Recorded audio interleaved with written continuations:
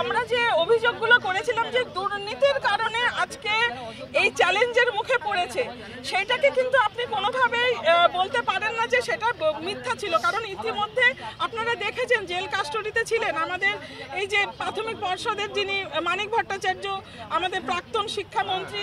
সুতরাং একটা পোর্শন, আর গোটা যে এটা সিঙ্গেল বেঞ্চের রায়টাই যে একমাত্র তা না, তাহলে সেটা ডিভিশন বেঞ্চে গেছে, তাহলে সেখানে মান্যতা পেয়েছিল, সুপ্রিম কোর্ট অব্দি গেছে, সেখানে মান্যতা পেয়েছিল, তারপরে সেটা এই বেঞ্চে স্পেশালি হাই কোর্টে এটা ডিভিশন বেঞ্চে এসে এটার যে জাজমেন্টটা আসলো, সেখান থেকে দাঁড়িয়ে অবশ্যই যারা সত্যিকারের ম্যানিপুলেটেড নন তাদের চাকরিগুলো বাদ যায়, সেটা কিন্তু আমরা যারা লড়াইয়ে আছে আমরা কখনো বলিনি।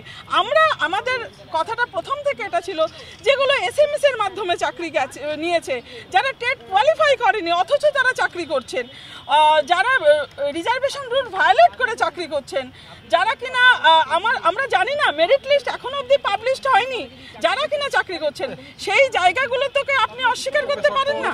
আজকে আপনাদের কাছ থেকে যেটা জানতে পাচ্ছি যে জায়গায় দাঁড়িয়ে এই যে একটা ভারসাম্য একটা নষ্ট হয়ে যাওয়ার প্রবল জায়গা রয়েছে, এটা যে একদম, কারণ এটা একদম বুঝতে হবে আমাদের একদম ফাউন্ডেশন, আমাদের এলিমেন্টারি এডুকেশন প্রাথমিক, সেই জায়গা থেকে যদি আজকে 32,000 কর্মহারা হন, একটা ম্যাসিভ একটা ফ্যাটাল জায়গা শিক্ষা জগতে ঘটতে যাবে। সেই একটা রায়ের তো একটা দৃষ্টিভঙ্গি থাকে সেই জায়গা থেকে, কিন্তু তার মানে এটা নয় যে আমরা দিনের পর দিন যেটা বলেছি সেইটাকে আজকে মিথ্যা প্রমাণিত হলো, এটা কিন্তু কোথাও সরলীকরণ হবে।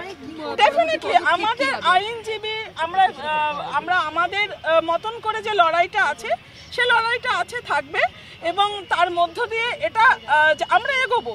কারণ লড়াইতে হার জিত দুটোই হয়, আর বিশেষ করে কোর্টের লড়াইতে অনেক কিছুর উপরে ডিপেন্ড করে, পরিবেশ পরিস্থিতি, আর্গুমেন্ট, তথ্য সবকিছু নিয়ে একটা রায় দান হয়। সেই জায়গায় দাঁড়িয়ে আমরা এরকমটা বলবো না যে এই রায়টা না ভুল বা ঠিক, এই জায়গায় নয়, নিশ্চয়ই সামগ্রিকতার প্রেক্ষিতে হয়েছে। পরবর্তীতে আমরা যারা বলেছি যে দুর্নীতির আমরা প্রত্যক্ষ শিকার, সেক্ষেত্রে কিভাবে পরবর্তীতে এগোনো যায় নিশ্চয়ই আমাদের আইনজীবীর মারফত যাবে। অরুণিমা পাল, আপনাদের যে জায়গাটা সেটা কিভাবে হবে? হ্যাঁ, মানে আপনারা তো সুযোগ না, আমরা তো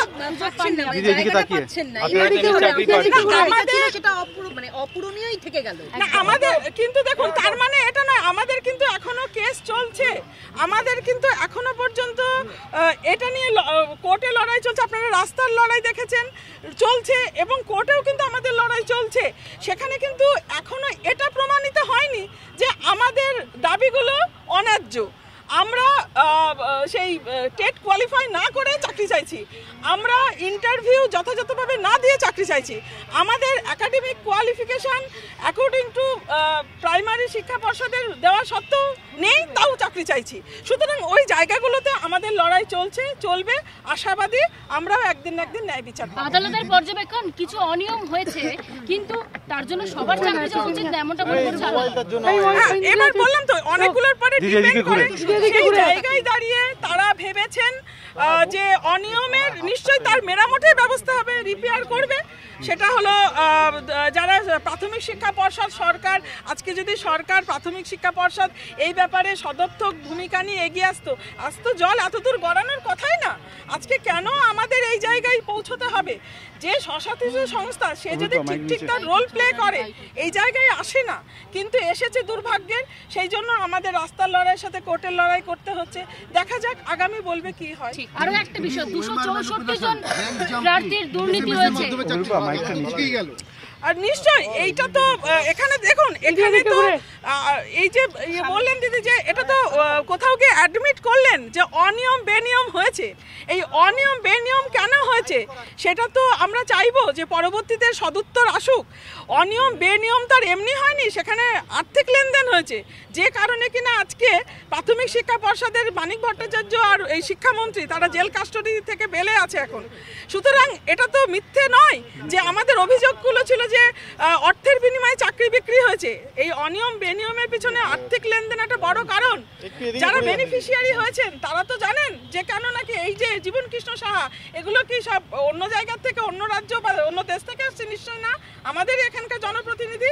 সেই জায়গায় দাঁড়িয়ে অভিযোগকে আপনি কখনো বলতে পারেন না এটা ভুল সেটা প্রমাণিত হোক বা না হোক, সে আবারও বলছি কোর্ট তো অনেক কিছুর পরে ডিপেন্ড করে রায় দান করে। কোথাও গিয়ে কার্যত কোর্ট তো এটা বললেন অনিয়ম বেনিয়ম হয়েছে, তার জন্য বলতে চাইছেন যে যারা সত্যিকারের এই দুর্নীতির শিকার, দুর্নীতিগ্রস্ত নন, সেই জায়গাটা হয়তো তারা দেখেছেন, কিন্তু তার মানে এটা নয় দুর্নীতি হয়নি এবং আমাদের অভিযোগগুলো মিথ্যা। নিশ্চয়ই এটা নিয়ে আগামীতে আমরা যেভাবে লড়ছি লড়াই জারি থাকবে। ঠিক আছে।